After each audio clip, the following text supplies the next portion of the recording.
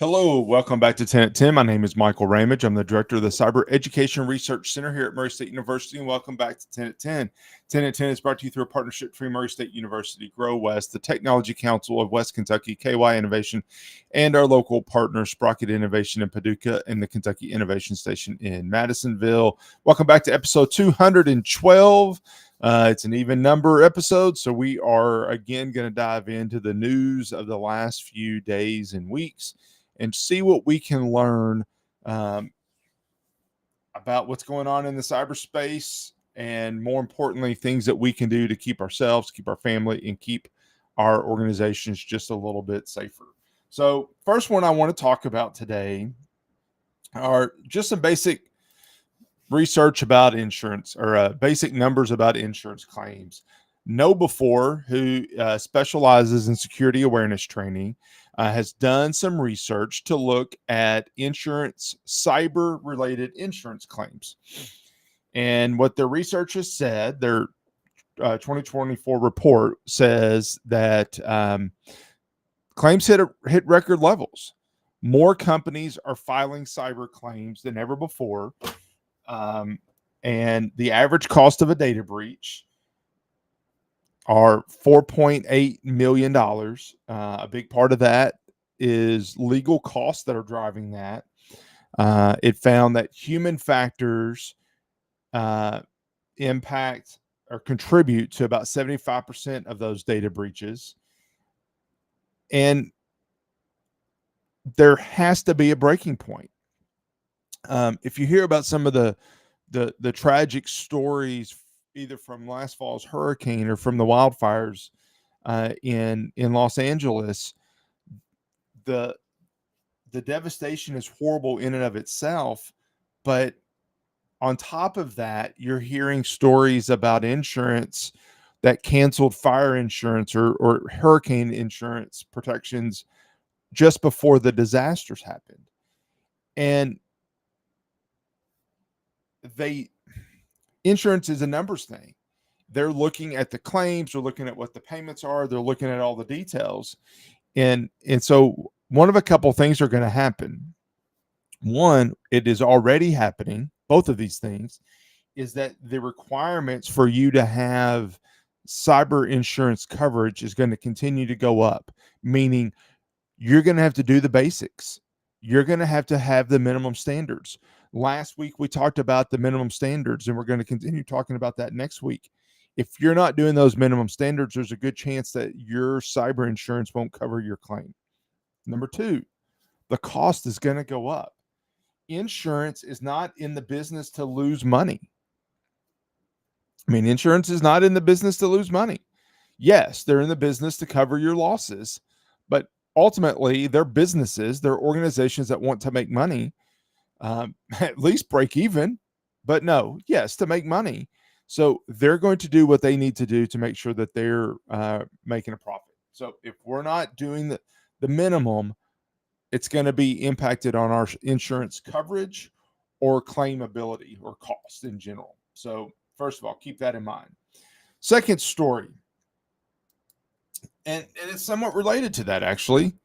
There was the Nexus did a report. They looked at 254 industrial sites across North America. They found that 92% of those sites they examined face significant cyber exposure related to remote services, with potential losses up to $1.5 million per site. That is not good. 88% of the analyzed sites identified that remote services, and when we're talking about remote services, that's a MITRE ATT&CK initial access vector. That's a way the bad guys are going to get into your network. As the most, but they 88% identified that as the most significant cyber security risk at their organization. Manufacturer sector in general shows the highest exposure, with an average loss expected of 875,000. Renewable was less, but some of these losses could get up to 1.5 million if we don't do something about it. Now, do these industrial sites need remote access? Probably, but we need to do it securely.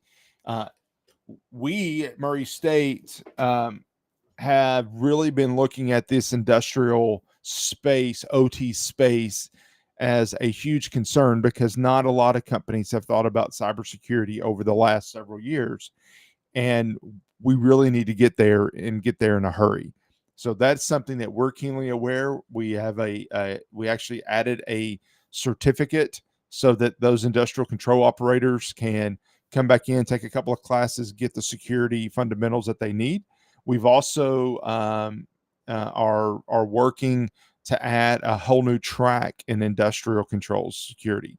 So anyway, we're working on that in our program, in our cybersecurity program. But this is a real issue. This is a real risk and issue that we have across our landscape, not just in North America, but really all across the board. Another one, SaaS. So SaaS is software as a service. When we're looking at security, how do we address the security needs that we have? A lot of times the answer is just outsource it. Let's just outsource it. Then we don't have to worry about it. Then it's not our problem. Then it's somebody else's problem. Well, first of all, it's still your data. So it is still your problem. Second of all, SaaS breaches have skyrocketed to over 300% as traditional defenses on SaaS have fallen short. So you will remember us talking about the AT&T breach. You'll remember us talking about Ticketmaster. They were all on a cloud provider called Snowflake, but they're not the only ones. There's a lot of ways to do that. Most of us, even our Office, Microsoft Office 365 environment, it's a cloud environment now. So what we need to do is to ensure that we're taking all the precautions that we do on traditional security also in our cloud.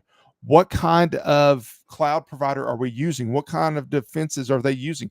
Are they compliant with any industry framework? All those things are important. And one of the big things is either an adversary in the middle attack, meaning that you think you're logging into your cloud provider, but really you're logging into this person over here and they're talking to that cloud provider, not you. And they're just recording everything that you submit.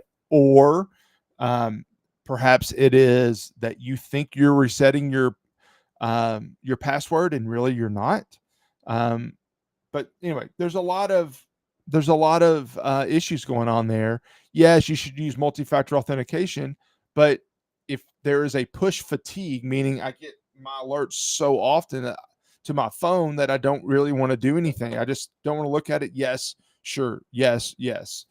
So anyway, all those things are issues, and what I would ask you is that as you're thinking through all of your security posture, that you're also looking at your cloud providers as well. All right, last two stories. I'm going to shift gears a little bit. There's a new chat GPT competitor called DeepSeek. And we talked about this in other ways, but this is a Chinese company. DeepSeek's cloud or servers are in China. So yes, you're sending data to China. I would just say I've asked you to watch what you put in Chat GPT, because if it's private data, then you're giving it to that provider. But it goes true for DeepSeek as well. Not only are you giving it to a private company, in this case, you're perhaps giving it to the Chinese government as well. So be careful on that.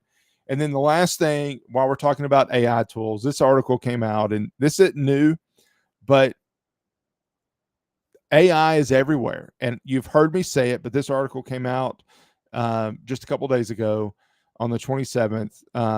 Cyber attackers can use Ghost GPT to write malicious code. We have Chat GPT. There are others. There's Worm GPT. There's Ghost GPT.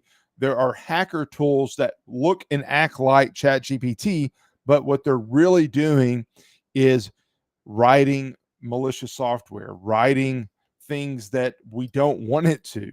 All of those things are happening. We have to be alert. They can write really good emails to get you convinced to click on links. They can do a lot of things that are bad. So just be very diligent. Take the precautions we talk about. Take the necessary steps, and stay safe. Anyway, hope these stories, we went a little bit long. Hope these stories are interesting, and you can take something out of them. If you have any questions, please don't hesitate to reach out to me. And as always, thanks for joining in on 10 at 10. And I'll see you next week back here on 10 at 10. Bye.